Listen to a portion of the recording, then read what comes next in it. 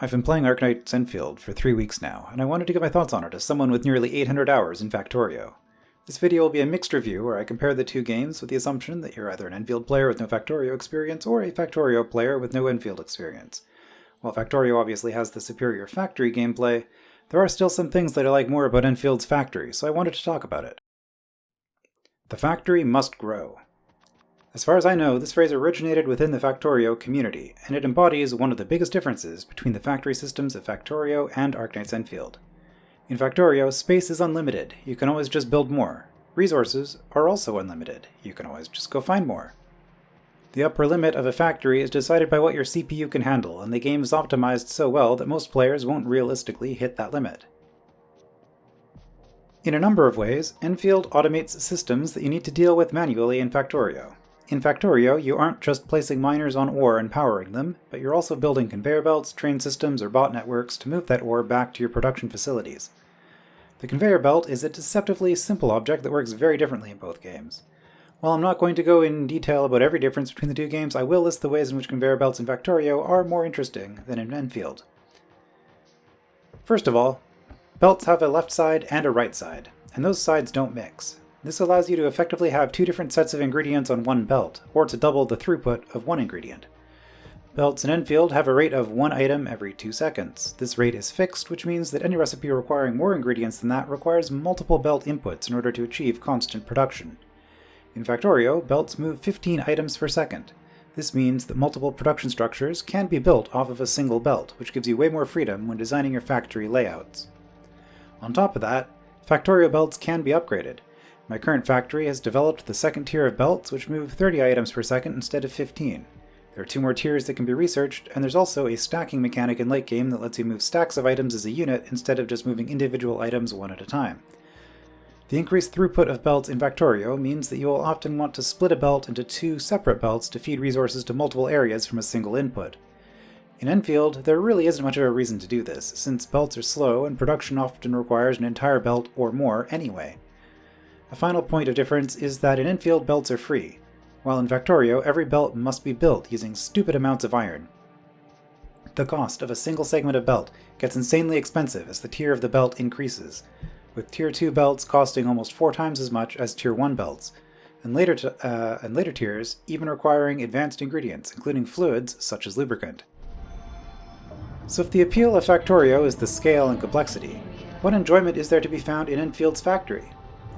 The obvious answer is that Endfield is a lot simpler, making it more accessible to people who don't want to deal with all the logistical issues of Factorio. But there is another point in Endfield's favor: limitation. In Endfield, your space to build is limited, and the ore income is capped. This means that you need to make choices about what you want your factory to be doing. The number of outputs on your main hub and bus is surprisingly limiting. Early on, before I fully expanded my factory's territory and bus capacity, I had way more resources than I could spend because I was unable to efficiently get the resources to the buildings that needed them. I also like how different the two regions in the game feel when it comes to the factory gameplay. Valley 4 has a lot of space and resources, making it a solid yet simple tutorial zone. Wuling, on the other hand, doesn't have nearly as much ore as people want, and I think that limitation actually makes things more interesting. I hope that as the game gets more regions in the future, that they continue to experiment with different limitations and frustrations in order to keep the building challenge fresh. One final point in Endfield's favor is the actual purpose of the factory. In Factorio, the factory builds factory stuff so that it can build more factory stuff, and then it does factory research so that it can build even more factory stuff. This is fine, but especially with research, it feels like you're just dumping obscene amounts of materials into a bottomless pit at times. I guess there's also ammo production, but that's basically it. In Endfield, the factory feels more purposeful. You are building things that are used for non-factory purposes, whether it be trading with others for money, or building gear or consumable items for characters. To put it another way, in Factorio, if my factory shuts down for a while, I don't really care. While in Endfield, I always feel like my factory is doing useful things. Finally, I didn't know where else to put it in my script, so I'll just mention it here. Blueprints. I love them. As a Factorio player, I use them all the time, and they really help me to get large projects done in a reasonable amount of time. The fun is designing it the first time, but manually building everything every single time would quickly get tedious. Funnily enough, I haven't actually had a reason to use blueprints in Endfield since everything is so small scale, but I appreciate that they exist, and I'm happy for people that just want to play the other parts of Endfield while mostly ignoring the factory. That said, I did tell Hypergryph in their player satisfaction survey that I wanted the factory to be more involved with the main story, so hopefully whatever we get in the future works out in a way that most of us can be happy with. Based on what I've said so far, the conclusion would be that if you want factory gameplay, just go play Factorio or another dedicated automation game instead of Endfield. And even with the recent release of Endfield, I do still play Factorio for that style of gameplay. However, if you like more variety in your game experience and are looking for a game with more than just factory building, I think Endfield does a better job than Factorio with most of the other gameplay systems. Let's talk about exploration. In Factorio, you automate things. You can even automate your exploration by putting down a radar and leaving it to run for a while. This is generally better than manually exploring because it's more efficient. After all, the factory must grow, and you have an unending list of construction tasks to be working on. The reward for exploring is finding more ore to bring back to your base. In Endfield, exploration is kind of like a simple 3D puzzle platformer. The problem-solving required and the satisfaction of getting to distant places makes the exploration content of Endfield way more engaging. I've played a few different 3D anime JRPG games, both within the gacha space and outside of it, and I'd say that Endfield has been the single best exploration experience I've ever had in a video game. A common gripe I have with exploration in games, especially in gacha games, is that the rewards for exploration are so underwhelming. Often the process itself isn't that engaging, and the only reward the player cares about is currency for a shop that exists outside of the space the rest of the game takes place in. In Endfield, exploration involves making tangible changes to the map, particularly with the zipline system where you can craft your own fast travel system, and some of the rewards you find, like ore deposits or even open plots of land for additional factories, really sell the feel of Endfield Industries working to develop the planet.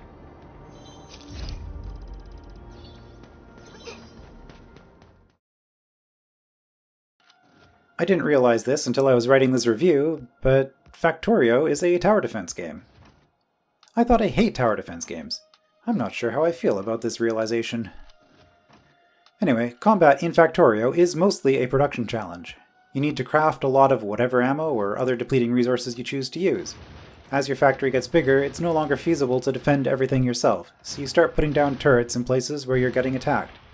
When you expand out to a new mining node, the pollution will anger the biters, so you either need to clear a wide perimeter around your mines and industry, or you need to set up automated defenses and constantly supply them with ammo and repair packs.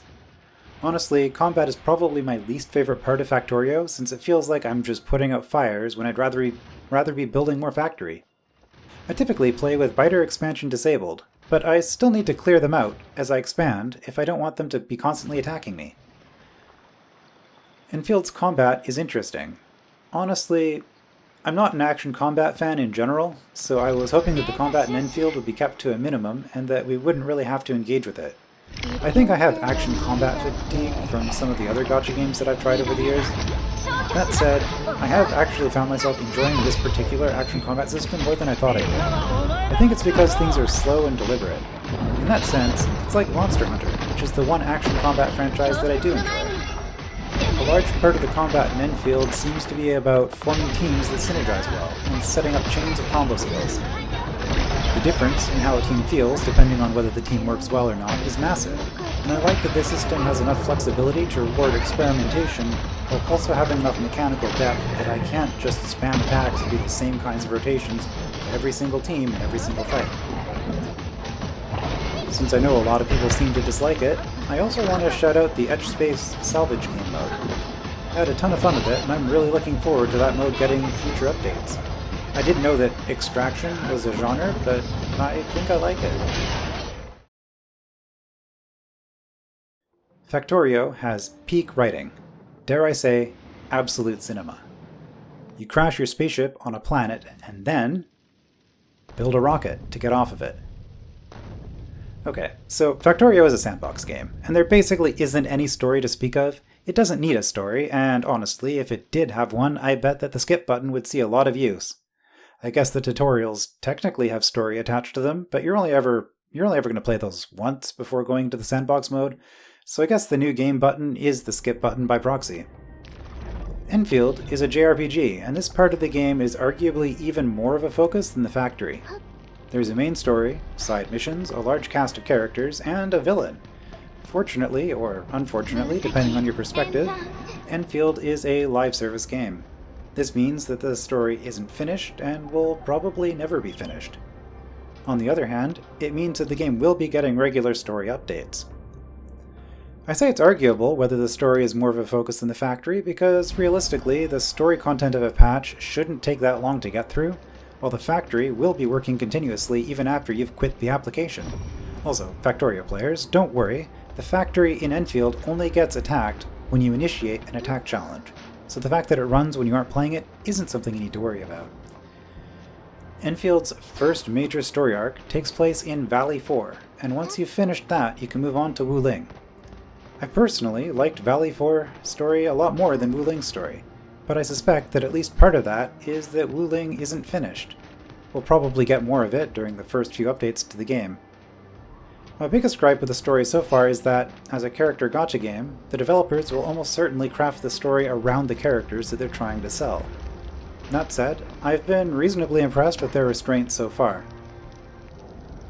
Of the limited characters currently in the game, Levitane and Gilberta don't even show up in the main story, and Yvonne's inclusion felt reasonably natural. I don't know or want to know about future character leaks, but based on their inclusion in the main story, there are 4 more characters I suspect will become playable and pullable on the gacha in the next few updates, and of these, 3 of them felt natural enough that although I could tell they're probably future characters, as opposed to just NPCs, they didn't feel like the story was bending itself backwards to sell them, at least not yet. Of course, since these characters aren't on this patch's gacha, it's possible that they'll be shilled a bit harder in future patches.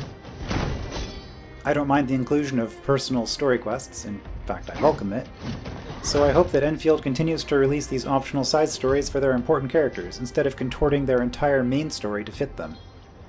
I guess this is the cost of a free game. Speaking of cost, I've mentioned gacha a few times in this video. If I'm doing a review of a gacha game, I should probably cover the monetization. Factorio, by the way, is currently $45 Canadian on Steam, with the Space Age DLC costing an additional $45. That's $90 for a complete game with a ton of content and mod support.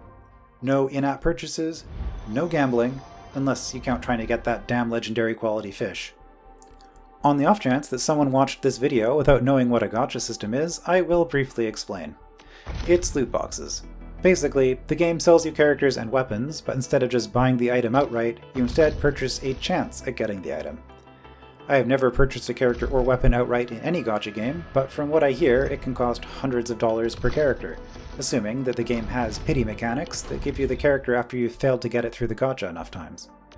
Older gacha games without pity mechanics can theoretically take an unlimited amount of money without giving you a specific character. So why play a gacha game at all then, if the prices are so unreasonable?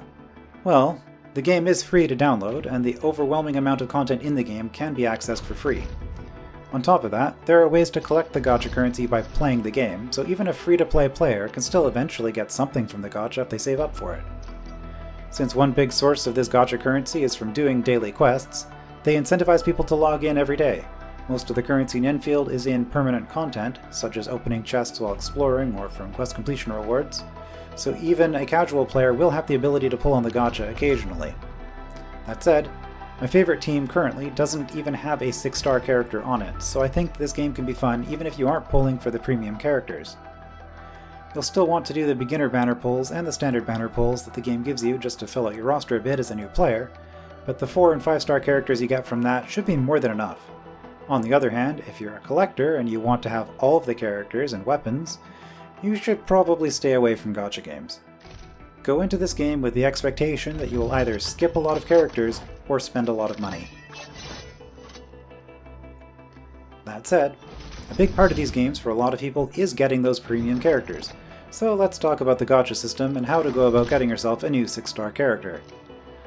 A lot has been said about Enfield's gacha, but I think people are making it out to be way more complicated than it actually is. As I see it, it comes down to 2 things. Do you actually want the character that is currently on banner?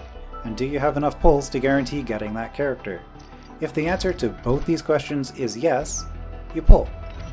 If the answer to either question is no, you don't pull. That's it. You don't need to think about it any more than that.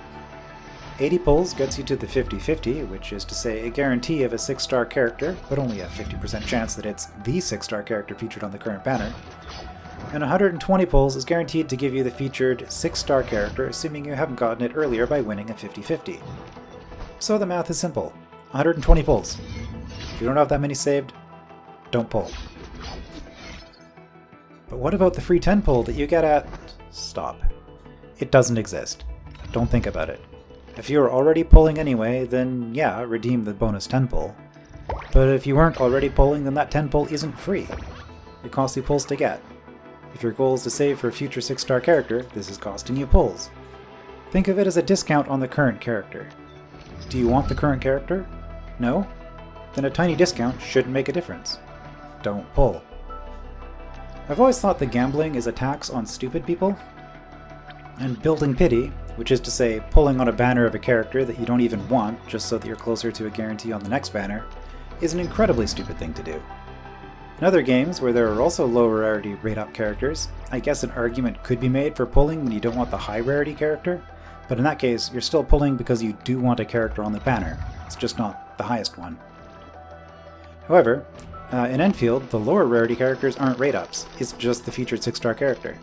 Also, while pity does carry over for the 50-50 on a 6-star every 80 pulls, it doesn't carry over for the 120 pull guarantee. In other words, while building pity is incredibly stupid in other gacha games, it's an even dumber thing to do in Endfield. Just wait until you have enough pulls.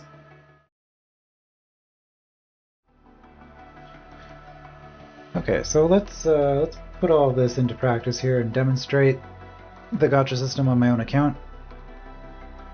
So I have not done any pulls yet on this account. On the I've done standard banner, but none of the limited banner aside from the 10 free pulls that they give you. Which on the previous banner I skipped the character, but I did spend the 10 pulls because they expire, so you might as well use them. Right, so I only have 7 of them. I don't actually have enough to buy all of them right now. Those are accessed in the AIC quota exchange here, so you can see there's 3 more. I could actually get 1 more, so let's just do that. Right, so those other 2 I should be able to get after doing a 10 pull, maybe 2. So I fully expect this to go to 120 pulls. Not very lucky in gacha, and I don't rely on luck anyway. So the probability of this, if I do 1 pull, that's a 0.8% chance of getting a 6-star character. Or put another way, that's a 99.2% chance that we're not getting a 6-star character. Now it's been a while since I've done probability, but I believe that the way you would calculate that, the odds for a 10 pull, would be you take 0.992 to the power of 10, which works out to about 92%. That's the chance of not getting a 6-star in a 10 pull, or an 8% chance, like 7.8% chance, of getting a 6-star, 1 or more 6-stars. So not very good odds. Not going to rely on that. Let's just see what happens here. Yeah, so we'll use 8 of those. Oh. Okay, well, this might be quick.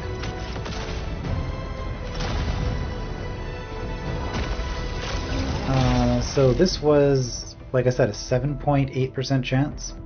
So do not take this as typical of the experience. Oh, starting with best girl, that's a good sign. This is my favorite character to use in the game currently.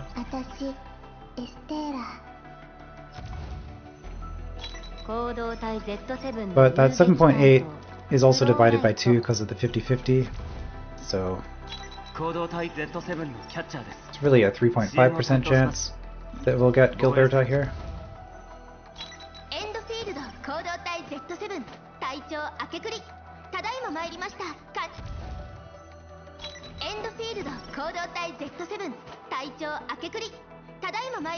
So you're going to get a lot of these duplicate 4-stars. These are basically the trash results that you can get that you're not wanting to get, but they kind of just fill everything up. However, in this game you do at least get... I should turn the voices off before doing this. In this game, you do at least get the weapon currency out of them, so it's not completely wasted. 5-star.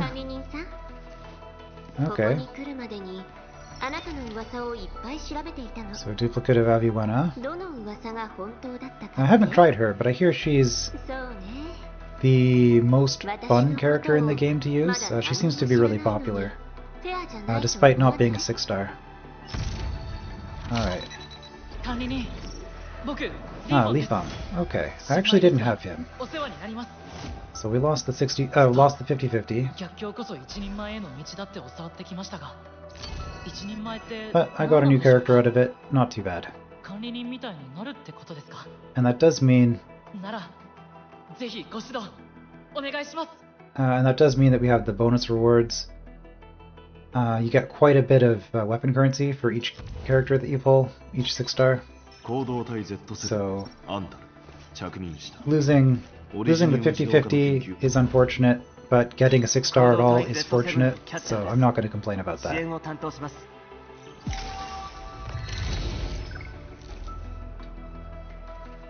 Alright. I haven't had any duplicates on the 6-stars so far. Li Feng. The only one I'm missing is Last Right. Alright, so let's go to our EIC quota exchange, cash in those duplicates. Okay. So we're still a little bit off from buying that last ticket, but we'll do what we can.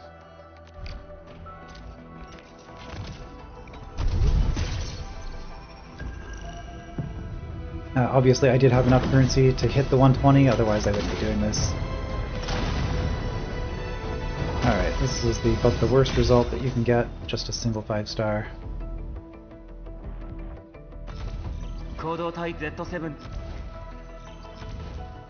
I know you can skip, but I like to see the 5-star animations. And I have all the 5 stars by now, so even just from standard. Alesh. I think this is the final dupe I needed for you.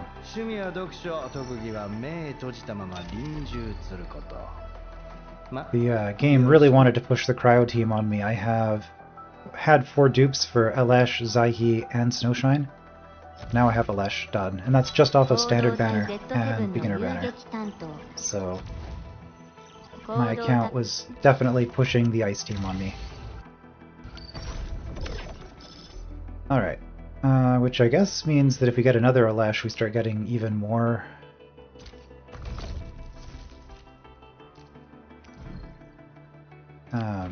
Here. Even more here? Okay, 45. So one more 10 pull should get us this. Okay, so here we did 10 more. Right, we have to do a third 10 pull for that.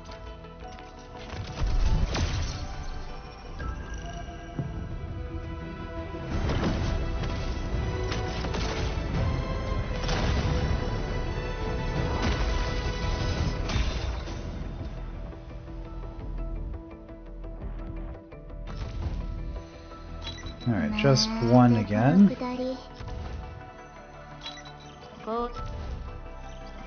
And the 4 stars are all maxed, so I'm not too concerned about that. Oh, Perlica.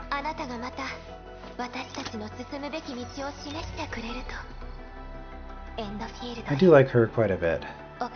So, happy to have more dupes of her.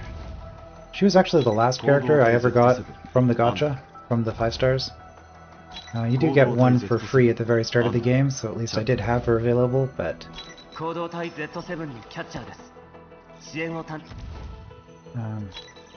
guess once I've seen the 5-star I could actually skip. Because I knew it was just the one. Alright. Well, the urgent recruitment is free and doesn't cost the ticket, so let's just do that. Interesting that you have to use this before doing any other pulls. I guess no saving it until you're in soft pity. So this does not count towards pity at all, which is why I was saying you don't pull for this. Don't do pulls in order to get this. But this will get me more weapon currency and another 5-star, so... you know, it's something. Oh, Wolfguard. Okay.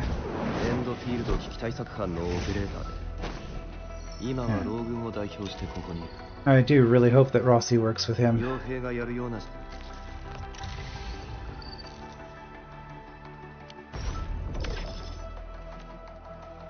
Yeah, that's 380 arsenal tickets from that.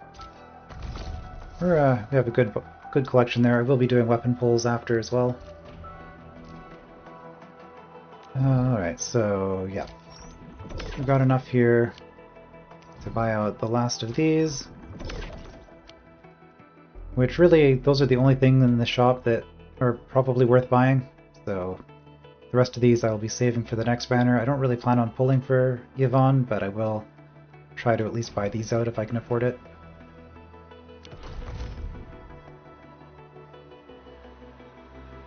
Right, 30 more to get. This is a 10 pull on Yvonne's banner. So time to start going into the ore barrels. And this uses up the last of my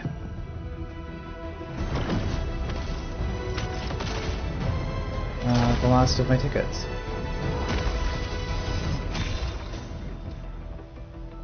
Alright, this should be the second pull, I guess. Because it's 10 pity on these.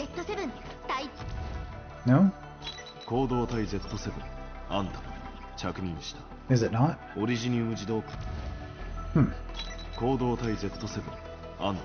Are these given to you in a random order? Not one-to-one? Oh, Avicenna again.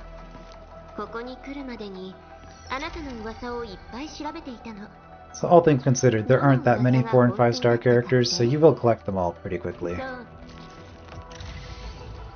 Yeah, so Wolfguard was here.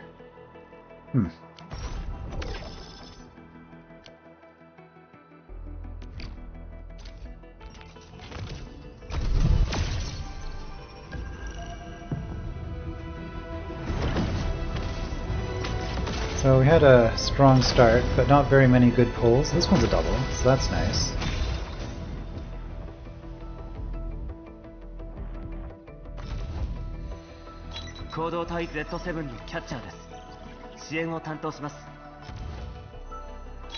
See who we get.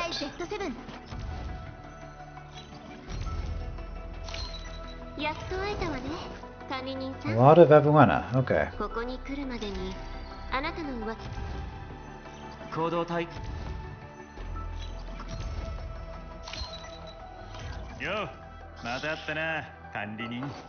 And a pen.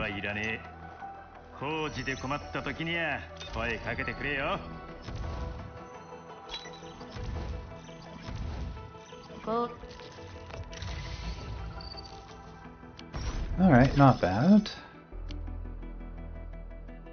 So, yeah, 38 attempts to a 6 star. Yeah, 7 attempts to a 5 star, so there is separate pity there.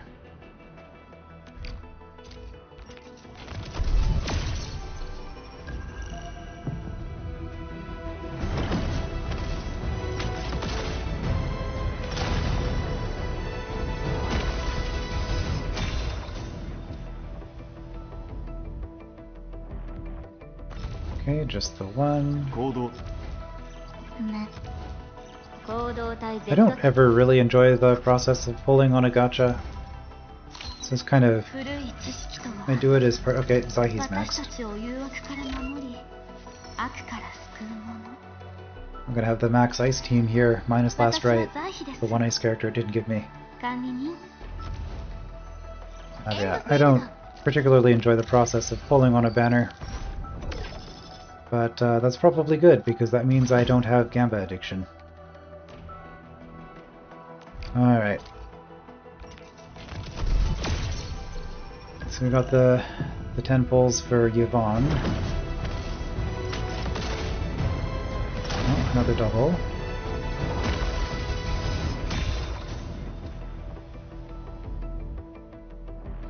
Wonder if we can grab another Snowshine and max out the ice team.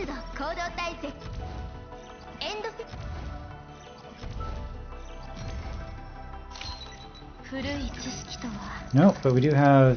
this is the first time I've had a 5-star when I already had them maxed out, so we'll see what that gets us. Duplicate rewards, is that the same as always? I guess we'll see here, although I probably have you maxed now too. Looks like it.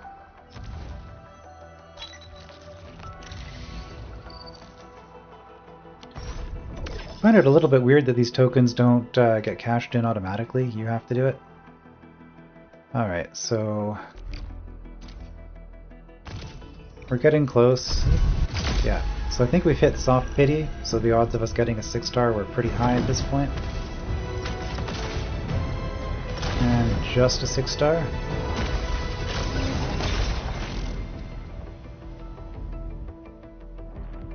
So no 5 stars here. And we got her. Okay, we are done.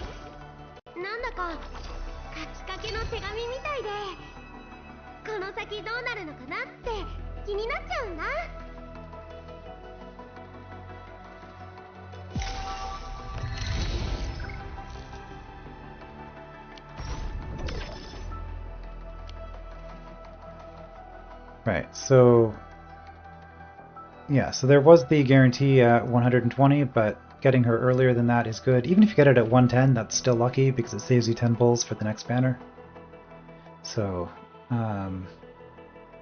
yeah, pretty happy with how that turned out, all things considered. And we might as well do this now as well. So this is 8 to get the dupe, or to get the guarantee. It's 2,000 apiece, so that's 1,600. 1,000, 16,000. So we have enough to guarantee it.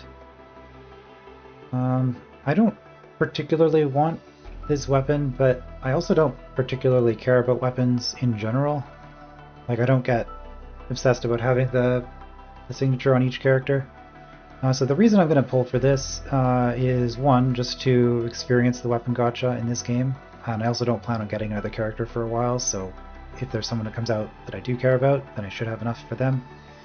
And two, because I haven't done weapon pulls on this account yet, it's just kind of nice to have the 5 stars start collecting as well. So I'm not even really doing it for the 6-star, I just kind of want to get a bunch of better things, so I'm not just doing 4-star weapons on my characters. I did do the one free pull you get here, so that is the one weapon pull I did. But yeah, if we look at this... well, not the details. The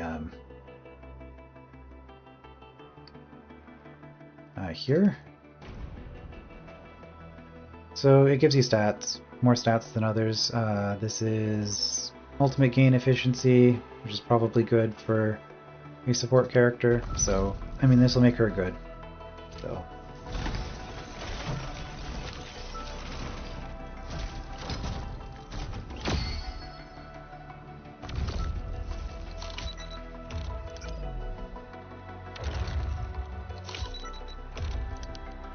So what do we have here? Port maker. Okay, these purples you can just find while playing the game, so they are actually trash. Seeker of Dark Lung, okay.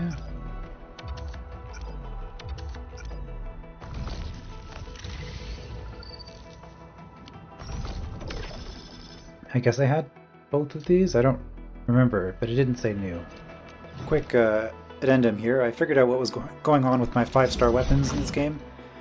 In the game, just through the course of progressing through the game's regular content, leveling up your account, and making purchases in the stock market, or the stock exchange, you get a copy of every single 5-star weapon in the game for free. Or at least, I think it's all of them. I have them all, so I assume so.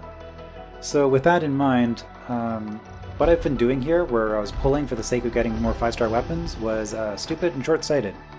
So I shouldn't have done that. However, since the only thing I actually really care about now is the 6-star weapon, I guess I'm still okay with it. My general experience with weapon gachas is that I don't get weapon gachas at all, so I kind of played this game with the same expectation of just never having 6-star weapons. But that is something to keep in mind. So you are, at best, you're getting 5-star duplicates, and then the 6-star items.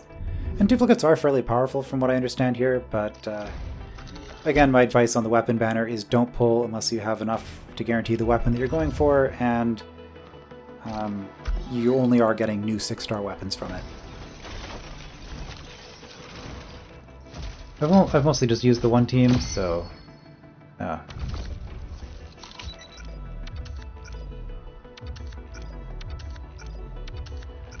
Like, I haven't been focusing terribly much on building the other characters just yet. Alright, another Seeker of Dark Lung.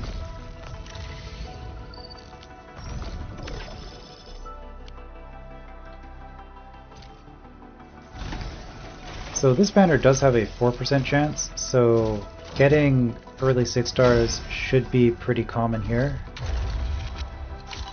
And it's a 25% chance to get the signature. 75 for something else, but we got the signature, so I guess we're just done. Okay. Delivery guaranteed. It was.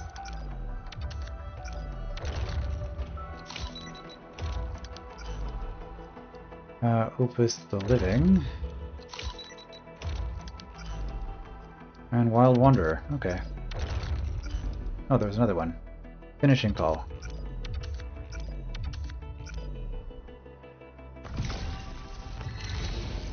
Alright, so I actually got quite a bit luckier than I usually do. I have a pretty bad track record on 50-50s in these games. And we'll save all of that, so I guess we'll just quickly check. What do I get? Oh. Could have sworn. Okay, we're gonna go on a detour here. Zaihi. Do I need to max you out before I can redeem it? I guess so. The amp effect is now 1.1 times the original. Oh, that's good. Buffer is better at buffing. And we even get some new art.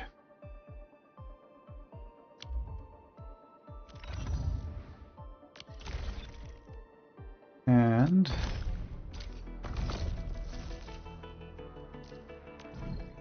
okay, so now I can do this. Oh, you get 20. Okay. Well, it's something.